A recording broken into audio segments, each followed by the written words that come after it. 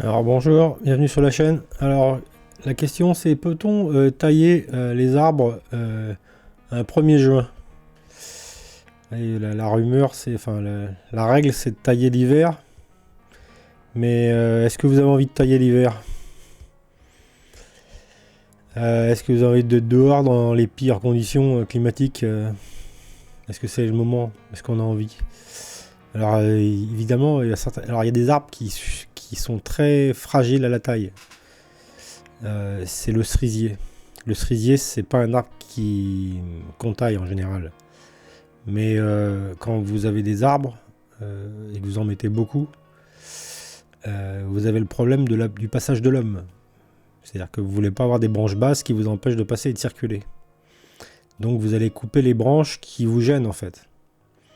Mais ces branches qui vous gênent, l'hiver, bah, les branches poussantes, elles vont pas arriver en hiver.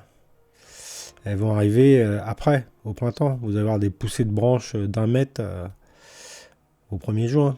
Et là, vous ne pouvez plus circuler. Et c'est là que vous avez envie de les tailler. Donc comment vous faites si vous ne voulez pas donner des maladies à vos arbres? Donc, alors d'abord, il faut désinfecter les outils. La scie, le sécateur, systématique. Moi, personnellement, j'utilise de la chlorhexidine en bombe. C'est pour les humains, hein.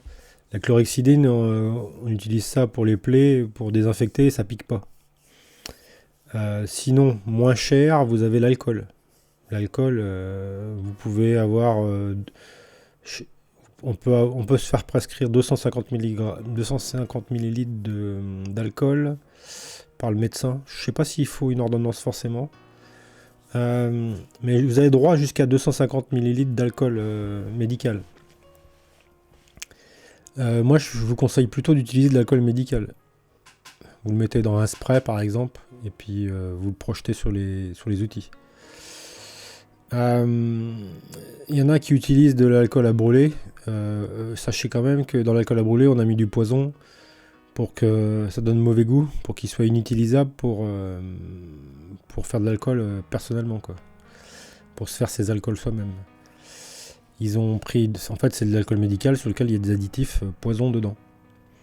Ce qui vous empêche de l'utiliser autre chose que pour du ménager. Mais il y a des poisons dedans. Donc si vous allez transmettre des poisons vous allez mettre du poison sur vos outils. Et puis après, vous allez l'utiliser pour couper les arbres. Alors je dis pas que ça représente un danger direct, mais c'est pas très malin. Donc autant utiliser des produits dont on connaît le caractère inoffensif.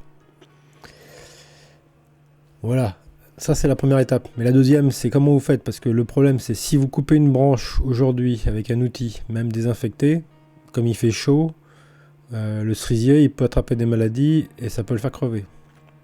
Ça m'est arrivé. J'avais pas désinfecté mes outils. En fait, même si j'avais désinfecté, je me serais fait avoir. Parce qu'en fait, j'ai coupé avec une scie, j'ai coupé une branche d'un cerisier. Et ensuite, j'ai été coupé un autre cerisier. En fait, la maladie était dans le cerisier.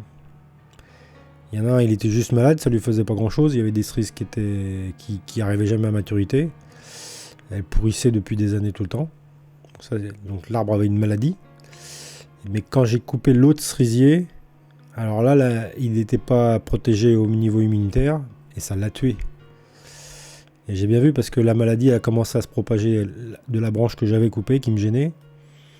Et ensuite, elle a tué tout l'arbre. Donc ça, c'est la grosse connerie. C'est les cerisiers. Après, je me suis renseigné. Les cerisiers, ça se taille pas. Alors, comment on fait si on veut tailler un cerisier parce qu'il y a une branche qui gêne? Eh ben, en fait, je vais vous montrer. Il faut utiliser un produit cicatrisant. Alors, on va passer sur Internet. Voilà. Et on va aller là. Hop. Il faut acheter ça. Du goudron de pin dit de Norvège Pelton. C'est un centre équestre qui m'a recommandé ça. Ouais, parce qu'en fait, on l'utilise aussi pour les chevaux. Mais alors, où est-ce que... Et c'est au rayon... Et c'est souvent rangé au rayon... Alors, chez Gamme Vert, c'est rangé au rayon des chevaux, souvent. Ça peut paraître étonnant. Mais ils peuvent le ranger ailleurs, hein. Il faut demander. Moi, j'en ai acheté à gamme vert personnellement, un pot. C'est... Ça ressemble à de la mélasse de sucre de canne. Ça sent pas très bon, mais ça sent pas très mauvais non plus. Mais alors quand vous vous en collez sur les mains, pour l'enlever, le truc que j'ai trouvé pour l'enlever, c'est vous mettez vos mains dans la poussière et vous frottez vos mains. Et après vous vous frottez les mains pour arriver à le décoller. Parce que c'est collant, quoi. Vraiment, c'est collant. Alors ce que vous faites, c'est vous l'étalez sur la partie que vous avez coupée. Et c'est plus facile à faire l'été que l'hiver, parce que l'hiver il fait froid et le goudron il a tendance à être trop froid et à pas être facile à travailler. Il a tendance à pas coller. Alors que l'été il colle. Donc du coup c'est plus facile de tailler les branches qui gênent quand il fait bon vivre, on va dire.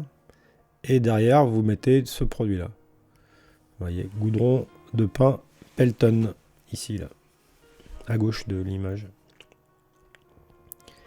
Et c'est super, franchement. On sent que l'arbre, il apprécie.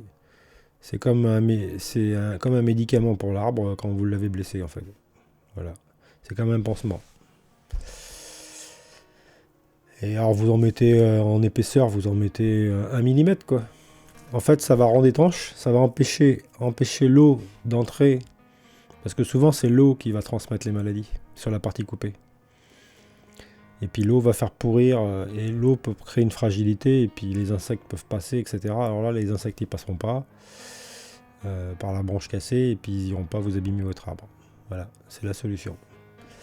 Allez, je vais changer de sujet. Je vais vous parler de l'Europe et des réglementations de l'Europe. Parce qu'en ce moment ils ont l'intention de faire plein de choses. En fait, ils sont en train d'acquérir un pouvoir trop grand. Mais je sais qu'ils vont s'effondrer. Alors je vais vous expliquer pourquoi je dis qu'ils vont s'effondrer. Parce qu'il y a une règle qu'ils ne respectent pas. Les politiques ne respectent pas une règle. Alors on est environ, je sais pas combien on est d'habitants. On va dire qu'on est 70 millions. À mon avis, c'est faux, mais c'est peut-être un peu moins. On va diviser ça par 300 000. 1, 2, 3. Et on arrive au chiffre de... Ah oui, je me suis trompé aussi. 70 millions. 1, 2, 3. 1, 2, 3. Divisé par 300 000. 1, 2, 3. Hop. On arrive à 233. Je vérifie quand même mon calcul parce que faut pas dire des bêtises. 70, 1, 2, 3, 1, 2, 3, divisé par 300, 1, 2, 3. Hop. On arrive à 233. Donc, j'ai récupéré une information sur YouTube, comme quoi il y avait 300 000 personnes qui travaillaient pour le ministère de l'Intérieur. Ça veut dire qu'en gros, il y a un gendarme pour 233 habitants. À votre avis, est-ce que c'est suffisant? C'est ça la question. En tout cas, avec ce genre d'effectif, on peut dire qu'ils n'arrivent pas à éliminer la délinquance. Mais la délinquance, en fait, elle vient de plusieurs facteurs. Des facteurs volontaires. La première cause, de manière certaine, de délinquance, c'est l'alcool. Et pour des gens qui ont le souci de la sécurité, on ne peut pas dire qu'ils font des réglementations qui visent à augmenter la sécurité. Alors l'alcool a été légalisé aux États-Unis suite à des problèmes de contrebande, etc., du banditisme, etc. Mais quand ils l'ont légalisé, légaliser c'est une chose, favoriser la commercialisation en masse, c'en est une autre. Et là, ce à quoi on assiste, c'est que, il y a eu une étape de légalisation de l'alcool, mais en deuxième étape, on a eu une propagation autorisée de la vente en masse partout. Et je pense surtout aux supermarchés. Je pense pas aux bars. Parce que celui qui consomme au bar, d'abord il est sous surveillance du bar, premièrement. Alors c'est sûr qu'après, quand il quitte le bar, s'il y a un état d'ébriété, la faute peut être remise au bar, parce qu'un bar ne doit pas distribuer de l'alcool jusqu'à mettre ses clients en état d'ébriété. C'est la première chose.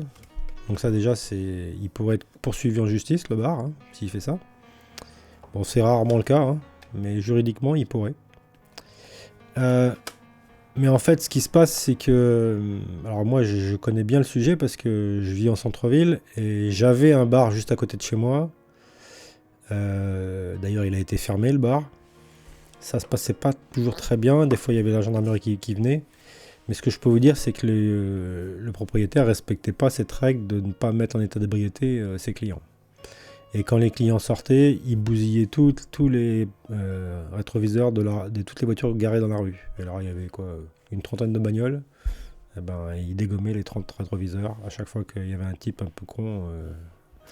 Enfin, comment dire, ceux qui ont l'alcool mauvais, on va dire, et ben voilà ce qu'ils faisaient. Et alors des fois, c'était même des défonçages de portières à coups de pied, etc. Il en voulait à tout le monde, quoi. Donc forcément, on voit que ce genre de comportement, sans alcool, il se produit pas. Donc en fait, interdire complètement l'alcool, bon, le passé, enfin en tout cas les histoires qu'on nous raconte démontrent que c'est un échec. Cependant, vendre des packs de bière par 24, 40 ou enfin je sais pas combien, des montagnes de bière pour se défoncer la tronche à la bière, franchement on voit bien les résultats que ça donne. C'est souvent des dégâts matériels, mais parfois c'est des violences conjugales. Alors j'ai l'exemple de quelqu'un que je connais, parce que moi j'étais entraîneur BMX, et c'est un jeune que j'ai entraîné et puis qui est devenu adulte. Et je peux vous dire que c'est pas un mauvais garçon. Mais sous l'emprise de l'alcool, sous conditions de stress et affectif on va dire, il a menacé sa copine de la tuer. Voilà. Alors probablement, je suppose que c'est sa copine qui appréciait pas de le voir bourré, qui a créé un conflit, et elle a probablement fait des menaces de le quitter, et puis lui, comme il était sous emprise d'alcool, il n'avait pas un comportement normal, il avait l'alcool agressif, on va dire, enfin, c'est pas qu'il avait, je pense pas qu'il ait l'alcool agressif par définition, mais si vous mélangez alcool plus stress émotionnel, vous obtenez de l'agressivité. Bon là c'était une agressivité verbale, mais elle a porté plainte, etc. Et il a été sanctionné, et donc des sanctions assez lourdes. Les sanctions c'était 1500 € d'amende, sinon 3 mois de prison ferme. C'est-à-dire s'il ne paye pas dans un délai de 2 mois, et bien en fait il fera 3 mois de prison ferme. Sachant que les prisons sont surchargées. Donc en gros si vous allez en prison aujourd'hui, vous allez dans une prison construite pour un détenu, mais vous êtes 3 dedans. Donc je vous cache pas que déjà il y a des problèmes pour le renouvellement de l'air. Les gens se supportent pas parce que c'est trop serré, il y a des problèmes d'odeur. Et du coup, il y a des bagarres. Enfin, c'est vraiment... Je pense que c'est un effet de levier pour faire monter la haine. Des prisons de détention dans ces conditions. Et donc, c'est pas du tout constructif. Alors du coup, moi, franchement, je vois un comportement aberrant En fait, les forces de l'ordre, il n'y a pas d'amélioration continue, si vous voulez. L'amélioration continue, c'est ce qu'on voit en industrie. C'est-à-dire que quand il y a un problème, on essaie de le résoudre en apportant des solutions au fur et à mesure du temps et en cherchant des solutions. Là, vous ne voyez pas ça vous voyez pas de phénomène d'amélioration continue dans la sécurité, par exemple. Alors 233 personnes pour un policier, moi je dirais qu'il y a au moins 5% de la population qui a tendance à un potentiel à ne pas bien se comporter. Potentiel élevé de ne pas bien se comporter, 5% de la population, je dirais. Alors c'est soit du vol, soit de la violence, mais quand on supprime l'alcoolémie, on peut beaucoup réduire les problèmes, en fait, beaucoup. En fait, le problème, c'est pas... Alors d'abord, au niveau médical, c'est démontré que l'alcool est cancérigène. Ça, c'est pas très connu. Mais c'est qu'en fait, l'alcool est toxique pour le foie. Ça, c'est connu. Cirrhose. Mais le foie, ça gère énormément de choses dans le corps. C'est la centrale d'épuration du corps en fait.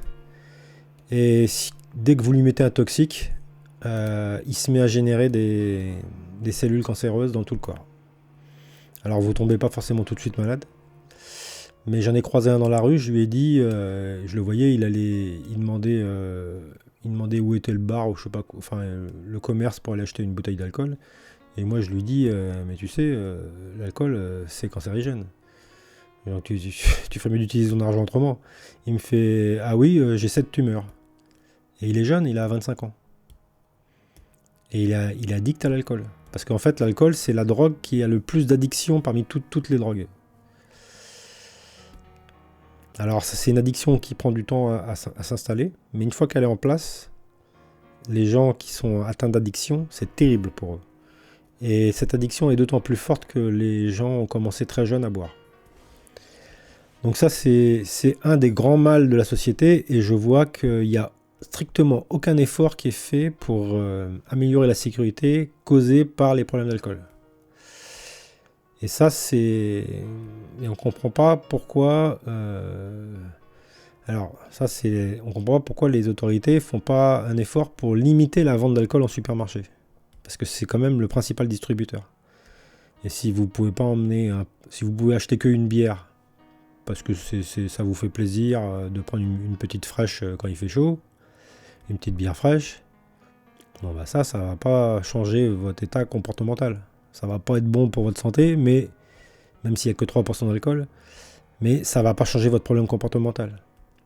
Et puis les gens qui vont pas être contents de pas avoir leur petite bière, ils pourront acheter une bière par jour, si vraiment ça leur fait plaisir. Mais s'ils font ça tous les jours, trop longtemps, tout le temps, il y aura des conséquences sur leur santé. Mais il n'y aura pas des comportements délinquants sur des victimes innocentes. C'est ça qui compte surtout. C'est la chose la plus importante par rapport à la sécurité. Après, il y a le problème de la sécurité par rapport à soi-même. Donc ça, c'est un problème. Mais je pense que déjà, il faudrait commencer par faire la sécurité sur les innocents. Et puis après, on va voir comment c'est possible d'évoluer par rapport à l'évolution de la conscience globale. Parce qu'il y a une règle qu'il faut toujours respecter, c'est le libre arbitre. Et ça, c'est quelque chose qui est difficile à comprendre pour les gens. Ils ne comprennent pas comment c'est si important le libre arbitre. Alors, moi, je vais vous expliquer du point. Alors, c'est une règle qui est universelle, c'est dans tout l'univers, cette règle est établie. Elle est établie, y compris sur les races extraterrestres. Le libre arbitre, c'est quelque chose de très important. Cependant, il y a une limite au libre arbitre. Et c'est ça que les gens ne comprennent pas. C'est que moi, je vous explique, du point de vue de la conscience, le libre arbitre s'arrête à la nuisance. Voilà. Donc, on est libre de faire ce qu'on veut, mais sans nuisance. Voilà, c'est ça la difficulté pour beaucoup de gens de comprendre où ça s'arrête, le libre arbitre. Et donc, ce que vous voyez chez les politiques et au niveau de l'Europe, vous voyez Van der Leyen, pour citer la grande organisatrice non élue, qui je ne sais pas trop comment ça fonctionne dans le détail, mais en gros, ils sont en train de voter des lois de surveillance totale. Donc déjà, vous avez ça qui a été conçu électroniquement pour vous surveiller. À l'intérieur, vous avez des composants qui permettent de vous surveiller. Alors aujourd'hui, vous n'êtes pas tous surveillés. Mais si Aladdin ça s'installe sur votre portable, vous ne le verrez pas et ça vous surveillera. Aladdin, c'est le logiciel de Palantir qui est que les services secrets ou que le ministère de l'Intérieur peut décider d'envoyer et d'installer sur votre téléphone. Si vous êtes fichier S par exemple, ou si vous êtes suspecté de terrorisme, ou si vous êtes un fraudeur financier, je ne sais pas, enfin, il peut y avoir des raisons motivantes et ils peuvent envoyer Aladdin sur votre téléphone et il n'y a aucun symptôme. Il n'y a aucun moyen de le savoir. Voilà. C'est construit par des petits génies de l'informatique, etc. Enfin, il y a des moyens de le savoir, mais c'est des gens spécialisés qui vont brancher un système USB, etc. En tout cas, il n'y a rien qui nous prouve que, en fait, ce qu'ils nous disent, alors ils disent ça n'aurait pas de sens de surveiller tout le monde parce que, en fait, la puissance informatique des data centers est trop faible pour pouvoir le faire. Mais c'est qu'une question de temps. Ce que je suis en train de vous dire, c'est qu'aujourd'hui, il y a saturation des data centers. Mais dès que la puissance de calcul sera disponible, vous pourrez avoir du Aladdin sur tous les téléphones. Hein. C'est qu'une question de puissance de calcul. Pour le moment, ça s'est bloqué parce que tant qu'on est en système ordinaire, ça ne fonctionnera pas. C'est trop de puissance de calcul, trop d'énergie électrique. Et si on passe en quantique, si on passe en processeur quantique sur les data centers, la puissance est tellement multipliée que on peut faire de la surveillance totale mondiale. Sur tout le monde. Vous savez en gros comment ils vous surveillent. Vous avez le micro, même si c'est éteint, le micro fonctionne. Vous avez aussi l'accéléromètre qui permet des choses. Vous avez le GPS. Tout ça, c'est des composants électroniques qui vous font croire que c'est un gadget pour vous rendre service, mais en fait, il permet aux gens de savoir si vous êtes en train de vous déplacer. Vous avez l'accéléromètre. L'accéléromètre vous permet de savoir si vous vous déplacez, si vous marchez, si vous êtes en voiture, si le GPS, etc. Ils peuvent absolument tout savoir et géolocaliser. On pourrait même brancher, on peut même relier ça à un drone tueur qui vise un téléphone portable, qui sait qu'il se déplace, donc il est sur l'individu et que donc il peut faire sauter la tête à n'importe qui. Voilà, une personne malveillante peut même utiliser ça comme géolocalisation pour une arme, quoi, en fait. Donc c'est tout sauf du libre arbitre, ça. C'est de la surveillance totale. Donc en fait, ce qu'ils veulent mettre en place, c'est de la surveillance totale, mais pas seulement sur les téléphones, mais sur toute la totalité des transactions financières, en fait. Donc ils disent que c'est pour le blanchiment. Moi je les crois pas parce que si vraiment ils faisaient de la lutte contre le blanchiment, ils commenceraient par contrôler la totalité des kebabs en France, dont c'est la grande spécialité, et c'est pas le cas. Moi ce que je peux vous dire, c'est que vous voyez des kebabs avec des patrons qui roulent dans des bagnoles de grands patrons de multinationales, alors qu'ils font que vendre des kebabs. Ils roulent avec des Mercedes très haut de gamme ou des BMW très haut de gamme, alors qu'ils vendent que des kebabs. Bizarre, hein. Est-ce que c'est tous des héritiers d'émirs? J'en doute. Enfin, moi, ça fait 2 fois déjà. Là, le kebab a changé de propriétaire et je vois à nouveau la même chose. Des voitures de luxe associées au kebab, alors que c'est pas le même. C'est pas le même patron. Et je vois à nouveau encore cette histoire de... Enfin, quand vous avez un écart entre le train de vie et les revenus... il y a quelque chose qui se passe, quoi. Voilà. Donc, c'est soit du blanchiment, soit du transport de cannabis, soit... voilà. En général, c'est 2 activités préférées. Ça ne veut pas dire que tous les kebabs font ce genre d'activité, hein. Mais c'est connu. C'est assez connu. Donc, il n'y a pas de contrôle total systématique. Donc, en fait, l'intention prétendue du blanchiment d'argent... Mais j'y crois pas trop, moi, en fait. C'est la vérité sur la surveillance totale, c'était cet esprit idéologique de contrôle total de tout, de pouvoir et de dictature. En fait, c'est ces administratifs qui vivent sur le dos des gens qui travaillent à créer de la richesse. Ils croient que... Alors, en plus, quand on analyse... Von der Leyen, elle était attaquée pour ses mails et sa corruption médicale, là, sur les vaccins. Elle était attaquée par d'autres. Mais donc en fait, en gros, c'est le contrôle total. C'est en général quand on fait du contrôle total comme ça, ça s'arrête à la limite, c'est les dirigeants. C'est-à-dire les seuls qui vont pas avoir du contrôle total, c'est ceux qui décident des règles. C'est-à-dire le contrôle s'arrête pour les autres, mais pas pour eux. Et ça leur donne un champ de liberté et un pouvoir quasi illimité. Le problème, c'est qu'il y a quelque chose qu'ils n'ont pas compris.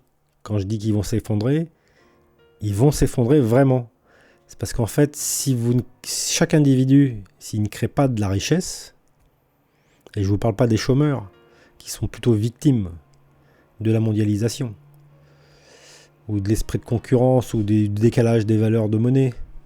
Et tout ça, c'est de la bidouille, parce qu'en fait, le travail, il est le même partout. C'est juste que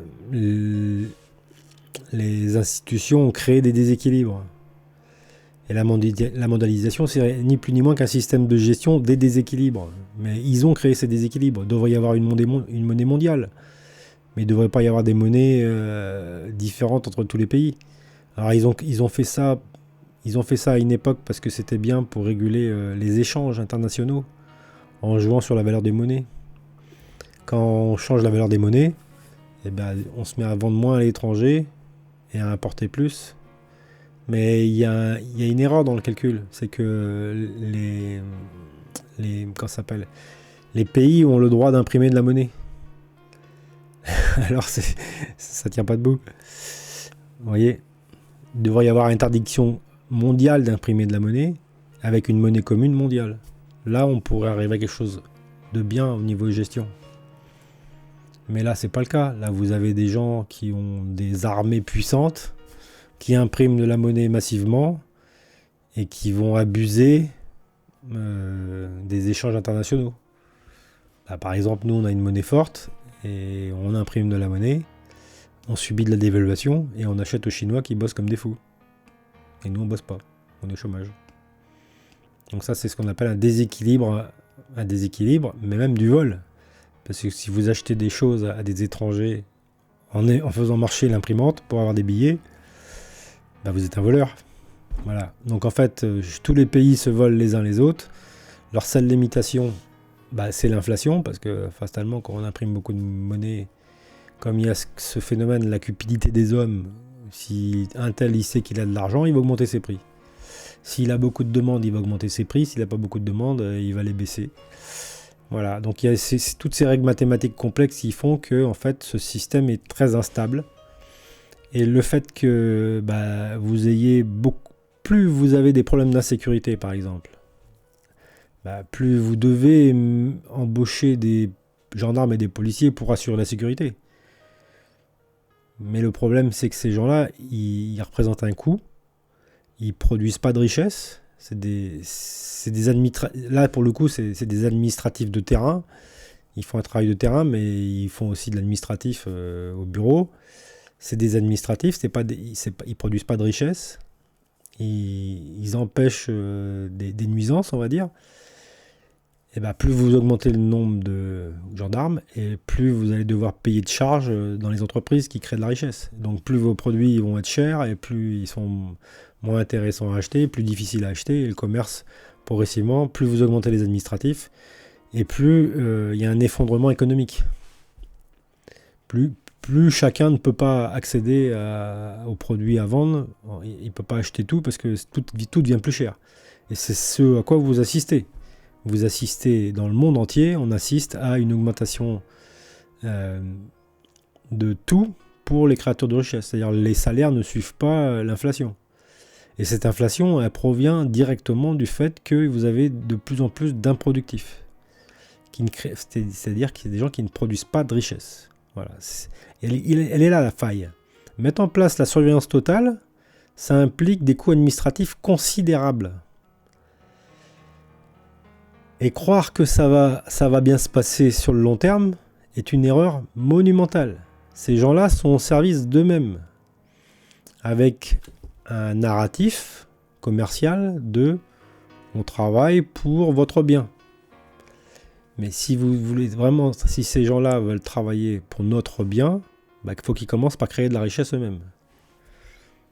Il faut qu'ils s'autofinancent pour ne pas créer un déséquilibre. Vous voyez ? Et alors un exemple de comment peuvent-ils s'autofinancer, ils pourraient jouer sur le principe de la centrale d'achat. C'est l'effet de levier le plus puissant qu'ils puissent avoir.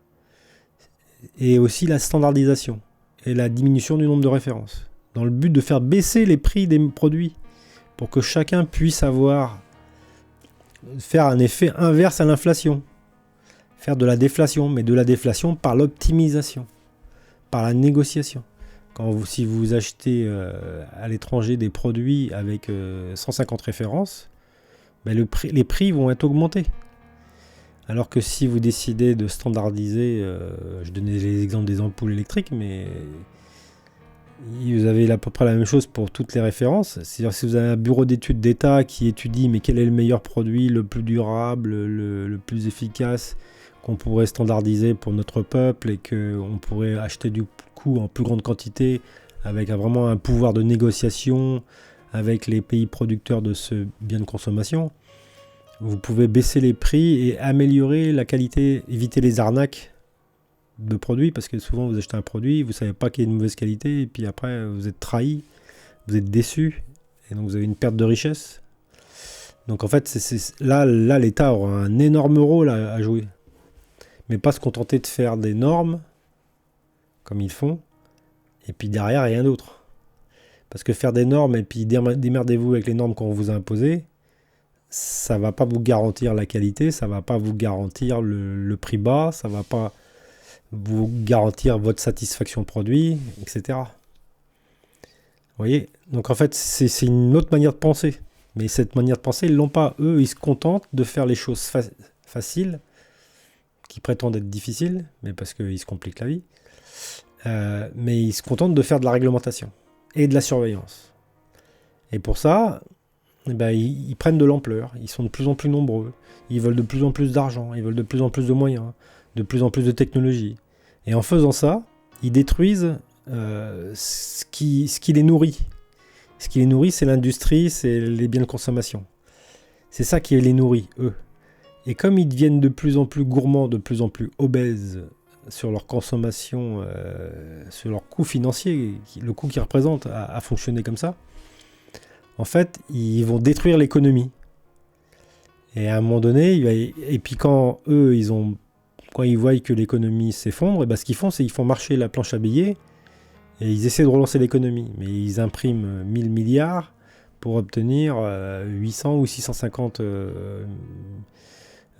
millions de création de richesse, par exemple. Attends, 8 milliards, j'exagère. Ils impriment 1000 milliards, ils obtiennent 600 ou 800 milliards de création de richesse. Du coup, ils ont un déficit de 200 milliards minimum. Et en fait, ça se transforme en dette. Et la dette, elle monte de manière exponentielle. Alors, qu'est-ce qu'ils font quand ils ont cette dette-là? Et à un moment donné, ils la vendent sur les marchés financiers. Mais les marchés financiers, ils vont perdre confiance. Quand ils vont voir que le pays est mal géré, ils vont plus vouloir acheter les dettes de l'État. Et c'est là qu'ils vont créer la banqueroute. Parce que tous ces emprunts et ces dettes, c'est les banques. Et les banques, elles ne peuvent pas supporter un défaut de paiement des États. Parce que alors c'est valable pour les assureurs, parce que les assureurs sont obligés d'acheter les obligations d'État, parce qu'ils ont fait des règles qui leur imposent. Parce qu'en fait, le seul moyen qu'ils arrivent à vendre leur dette, c'est d'imposer aux gens de l'acheter. Mais ils sont toujours dans un système mathématique aberrant. Ils sont dans une équation mathématique d'effondrement. On peut prédire leur effondrement. Donc là, ils créent des règles de surveillance totale. Ils vont créer un pouvoir, c'est-à-dire si quelqu'un dit du mal d'eux, ils lui couperont les vivres, ils lui couperont l'accès à la carte de crédit, ils lui couperont, ils feront des sanctions. Mais c'est pas en tuant les gens qui vont, ça change pas les règles. Même s'ils font taire les gens, ça change pas le devenir futur.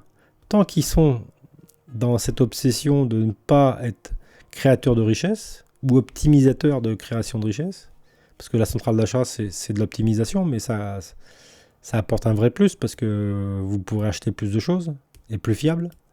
Donc vous vous enrichirez de manière certaine. Donc c'est une création de richesse, l'optimisation de ce genre-là. Eh bien en fait, ça, ils le font absolument pas. L'exemple qu'ils donnent sans arrêt, c'est qu'ils ont normé les connectiques de recharge des téléphones. Magnifique. Mais si c'est là, je crois que c'est c'est histoire d'avoir fait un truc pour contredire. Mais en plus, ça a été contourné parce que chez Samsung, si vous n'avez pas le chargeur Samsung, vous allez voir, il va pas vouloir charger. Parce qu'ils ont mis un codage dans leur chargeur qui fait que Même si vous avez la même connectique, vous êtes obligé d'avoir le chargeur Samsung si vous voulez que ça charge. Ou alors hein, une copie. Mais voilà, c'est tous les chargeurs USB ne chargent pas correctement les Samsung. Maintenant. Et c'était pas le cas avant. Donc en fait, c'est toujours le problème de ceux qui décident de faire les règles, mais qui sont pas des gens qui exécutent. Si l'État était fabricant de téléphones et qu'il se faisait une règle que tous les téléphones en France seraient en USB-C, bah ils auraient s'ils font pas bien le travail, vous avez les ouvriers qui s'engueulent avec la direction, etc. pour leur faire comprendre qu'ils font n'importe quoi. Enfin, il y a des choses qui se règlent en interne des fois. Mais quand on fait qu'une chose et puis démerdez-vous avec nos règles, c'est souvent là que ça coince. Donc il coûte une fortune et il coûte de plus en plus cher. Et il faut savoir que l'Europe, c'est une couche supplémentaire administrative qu'on n'avait pas avant. Donc depuis la création de l'Europe, vous avez, sans le savoir, vous avez dans votre impôt intégré un impôt européen pour nourrir ces gens, qu'avant vous n'aviez pas. Voilà. Donc plus il y a d'administratifs, et plus ça se passe mal. Voilà, en gros c'est ça. Donc en fait, les vraies bonnes règles, quand je vous prends l'exemple de l'alcool, c'est qu'en fait, pour résoudre un problème de sécurité, la solution, c'est pas toujours d'augmenter le nombre de gendarmes, c'est d'analyser les causes de l'insécurité. Donc l'alcool est une cause. Donc réduire, limiter la distribution d'alcool au niveau commercial. Si vous mettez des quotas de vente d'alcool, si vous divisez par 2 les quotas de vente d'alcool, les gens ils seront 2 fois moins bourrés. Les gens qui aiment l'alcool, ils auront toujours de l'alcool à disposition, mais en quantité 2 fois moindre. Donc ils seront 2 fois moins bourrés, donc ils feront 2 fois moins de nuisances, tout simplement. Vous voyez, c'est pas complètement interdire. Vous avez toujours ce libre arbitre qui correspond à l'apprentissage de la conscience, mais vous faites en sorte qu'il n'y ait pas la nuisance. Voilà, c'est ça que je veux expliquer. Donc là, quand je les vois, là, les kékés de l'Europe, là, très sur deux, ils pensent que tout est parfait, tout est comme ça, et puis c'est comme ça, et puis si ça se passe pas comme ils veulent, ils sanctionnent. La sanction, ils vont se la donner à eux-mêmes, c'est parce qu'ils vont effondrer l'économie. C'est ça, c'est là où ils comprennent pas. Alors ce qu'ils font, c'est ils augmentent les prélèvements, et parce que quand ils voient que l'économie s'effondre, ils augmentent les prélèvements, mais quand ils augmentent les prélèvements en espérant avoir plus, en réalité ils vont avoir moins parce qu'ils vont effondrer davantage l'économie. Mais ça leur a pourtant été expliqué 25 fois, mais leur cerveau, il n'exécute pas. C'est pour vous dire qu'en fait, ces gens-là sont au service d'eux-mêmes. Et ce pouvoir qu'ils mettent en place, c'est pour se protéger, eux, de leur liberté maximale. Eux, ils ont tous les droits. Ils sont pas surveillés, ils enfreignent les lois, c'est pas grave, etc. Donc en fait, vous avez 2 mondes. Voilà. C'est ça. La réalité, c'est plus ça. La réalité, c'est que plus que vous avez... Par exemple, vous avez les États-Unis, vous avez des pays qui n'ont pas d'armée. La Suisse, par exemple. Si vous n'êtes pas un pays agresseur ou voleur, vous n'avez pas vraiment besoin d'armée. Ou très peu. Puisqu'il n'y a pas de raison que vous soyez attaqué. Voilà, en gros, c'est ça. Mais plus vous êtes un voleur et un agresseur, et plus vous avez besoin d'une armée très puissante pour vous autoriser à continuer vos malversations. Le commerce non équitable,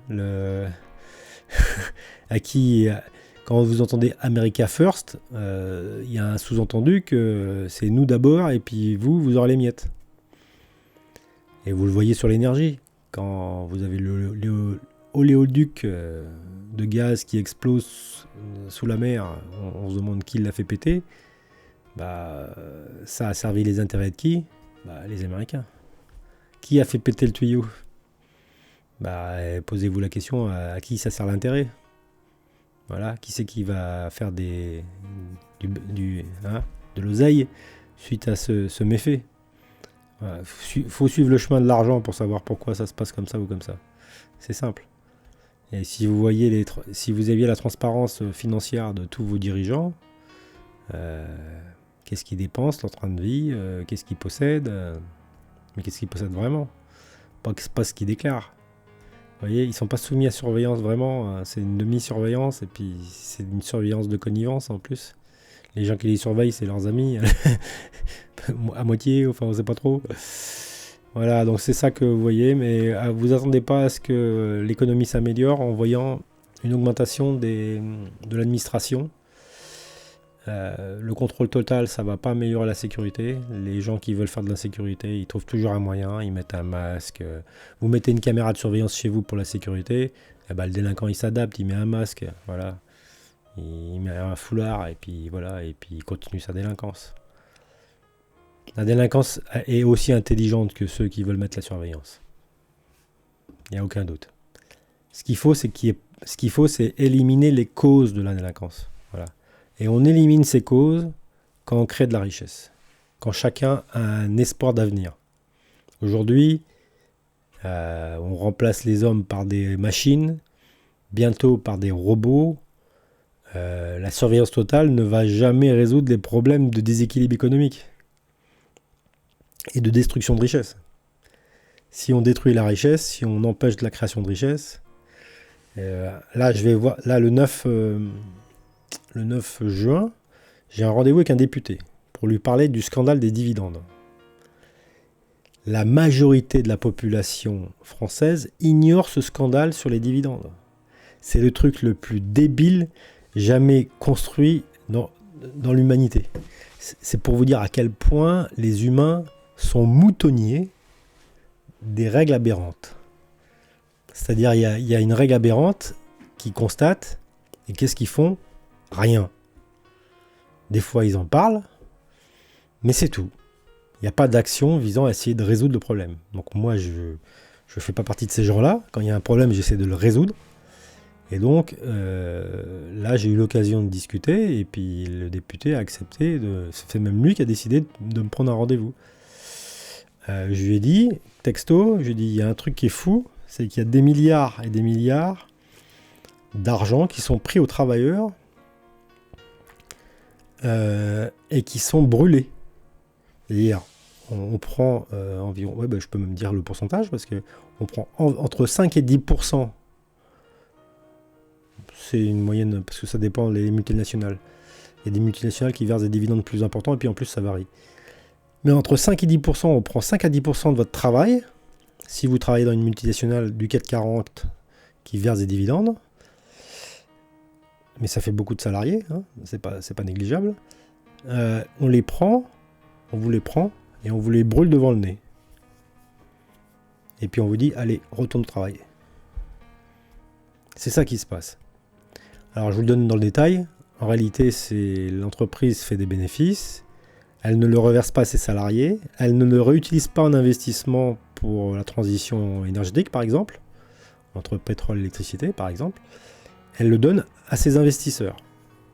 Mais ces investisseurs, eux, ils n'en voient pas la couleur, parce que quand on leur donne, eh bien en fait, par exemple, quand on prend Total Energy, si vous achetez une action Total Energy 100 €, donc vous possédez un titre Total Energy, donc si vous posez un titre, vous avez le droit à un dividende. Le dividende, il est calculé par nombre d'actions, donc le dividende là, c'est environ 5%. Donc le dividende, c'est 5. Vous allez toucher 5 €, parce que vous détenez une action de 100 €, donc 5%, vous touchez 5 €, mais vous allez voir votre titre de l'action le lendemain qui va baisser à 95. Donc on vous donne 5 et on vous en enlève 5. Il vous reste 0. Et bien ça, c'est le dividende. Voilà. C'est ce qu'on appelle les revenus. Les salariés qui se révoltent contre les dividendes, ils croient, ils ne savent pas que cet argent, il est brûlé. Ils croient que c'est les actionnaires qui s'enrichissent. Non. Et c'est pire que ça, parce qu'en plus, la fiscalité, les impôts, ils considèrent que le dividende qui a été versé, c'est un profit. Les impôts croient que les dividendes enrichissent l'actionnaire, donc il faut lui faire payer des impôts. Et donc c'est même, si vous êtes un actionnaire si vous investissez votre argent à la bourse, eh bien en fait, fuyez les dividendes. Enfin, en tout cas, si vous achetez une action, c'est pas pour les dividendes, parce que les dividendes, ça va vous coûter. Ça va vous coûter. On va vous enlever de l'argent de votre compte. Vous n'allez pas en gagner, et on va vous en enlever par des impôts. Et alors, c'est 30% des 5 euros. Donc en fait, chaque fois que vous percevez des dividendes, ben, vous perdez, je vais faire 5 divisé par 3 à peu près. 5 divisé par 3, ça fait 33% quoi, à peu près. Vous perdez 1,5 euros. Si vous touchez un dividende, Total Énergie, vous perdez 1,5 euros sur 100 euros, quoi. C'est magnifique. Vous voyez? Donc en fait, l'actionnaire perd de l'argent, le travailleur perd de l'argent, l'entreprise ne réinvestit pas ou ne motive pas ses salariés en redistribuant l'argent. C'est d'une débilité, vous comprenez la débilité du système. Alors ça, c'est de la réglementation bancaire et financière, en gros. Et alors, c'est quoi pourquoi ces sociétés versent un dividende? Parce qu'il n'y a pas obligation de verser un dividende. En fait, c'est des sociétés qui sont pas capables de prévoir la quantité de cash qu'elles vont faire tous les ans. C'est-à-dire, en fait, Total gagne trop d'argent. Et donc, comme c'est des sociétés qui ne sont plus en croissance, c'est-à-dire c'est des sociétés, on appelle ça matures, et bien en fait, cet argent, elles ne savent pas le réinvestir, elles ne voient pas l'intérêt de le réinvestir parce qu'elles ne sont pas en croissance. Alors c'est un peu étonnant pour le cas de Total parce que vu les efforts de transition énergétique qu'il y a à faire, on s'étonne un peu qu'elles ne réinvestissent pas tout et puis qu'elles ne versent pas de dividendes. Mais il se trouve que Total Energy, c'est la société dans le monde qui fait le plus d'efforts sur la transition énergétique. Comble de l'histoire. Et oui, parce que la majorité des pétrolières font assez peu d'efforts sur la transition énergétique. Donc en fait, c'est pour ça qu'elle s'appelle Total Energy. Parce que en fait, avant c'était juste Total, maintenant c'est Total Energy parce qu'en fait, c'est toutes les énergies.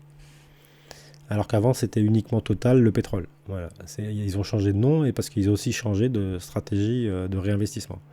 Mais la partie électrique dans Total, c'est assez faible. Je crois que c'est 10 ou 20% seulement. Donc vous voyez, il y a un gap encore énorme à faire. Donc il y a vraiment et quand je vous parle de Total, je crois, je sais plus, c'est au hasard, ils versent 10 milliards de dividendes tous les ans, un truc comme ça. C'est des chiffres colossaux dans le pétrole, les chiffres d'affaires. Mais si vous prenez toutes les sociétés du CAC 40 qui versent des dividendes, vous arrivez, je pense qu'il y a moyen de récupérer 100 milliards. Je n'ai pas fait le calcul. Donc je vous donne un chiffre approximatif, mais je pense qu'il y a à peu près 100 milliards d'argent qui sont détruits. Et puis vous n'avez pas que les sociétés du CAC 40, vous avez des sociétés en Norvège qui versent des dividendes, etc. Alors la Norvège, c'est pas dans l'Europe, évidemment, mais voilà, donc vous avez les Américains versent aussi des dividendes, et la règle est la même. Vous avez des destructions monétaires dans le monde qui sont considérables. Voilà, alors ça compense un peu, on va dire, si on raisonne sans conscience et sans rien, juste en comptable. D'un côté, il y a les gens qui font marcher la planche à billets, et puis de l'autre côté, il y en a qui brûlent l'argent des dividendes. Comment ça s'équilibre? Je vous dis, il y a beaucoup plus d'impression monétaire qu'il y a de destruction monétaire. Le deuxième phénomène de destruction monétaire que vous pouvez voir parfois, c'est quand la bourse s'effondre. Voilà. C'est-à-dire que plus personne ne veut acheter des titres et les prix baissent. Bon, ça, c'est de la destruction monétaire, surtout l'argent investi, en gros. C'est ce qui s'opposerait à la planche à billets. Mais en fait, en réalité, c'est un raisonnement assez faux parce qu'en fait, chaque fois que la bourse s'effondre, elle remonte plus fort, plus haut. Et souvent, ce qui se passe, c'est que c'est quand la bourse s'effondre qu'il y a de l'impression monétaire, tout particulièrement en masse. Parce que c'est les fonds de gestion, c'est vos assurances, c'est vos retraites qui sont investies dans la bourse. Et donc, les banques européennes ne supportent pas de voir la bourse s'effondrer trop et trop longtemps, puisque ça crée ce qu'on appelle un crack économique mondial. Et les retraités n'ont plus de retraite, ceux qui ont des problèmes avec ceux qui ont eu un litige d'assurance à se faire rembourser, les assureurs ne remboursent plus. Ça bloque toute la machine économique que les dirigeants ont mis en place, en fait.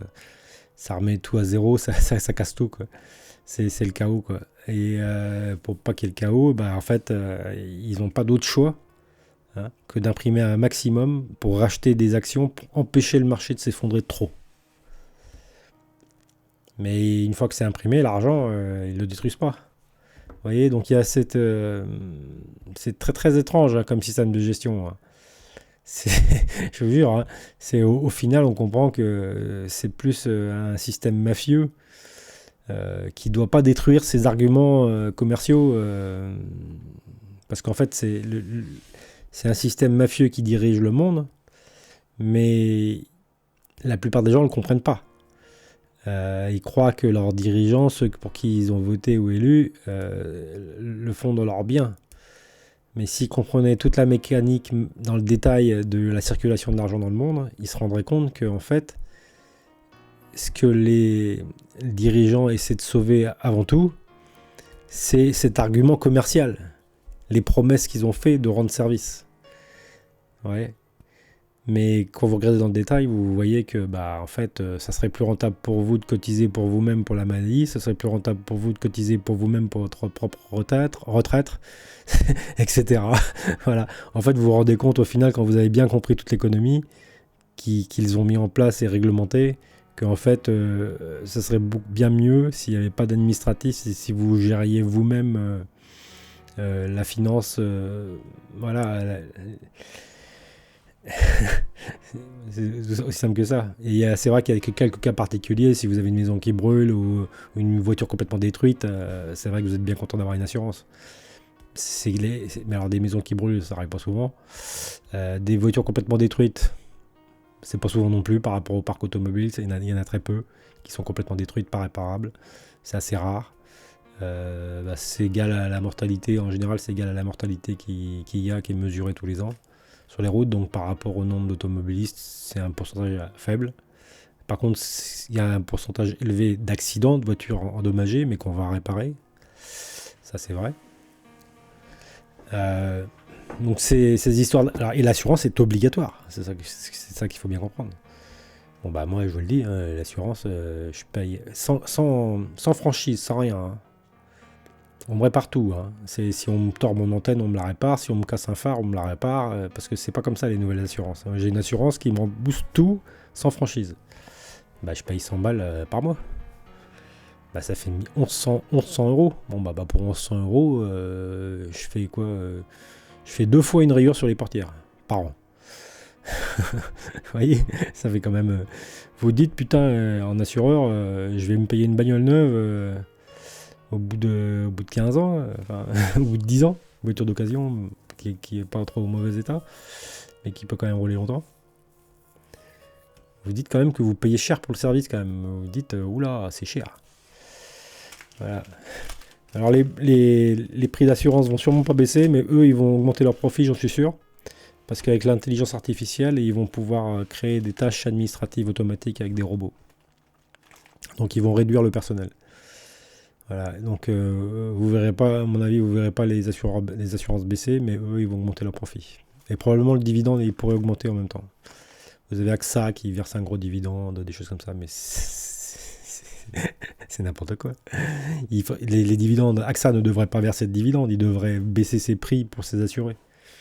Voilà. Bon allez, au revoir.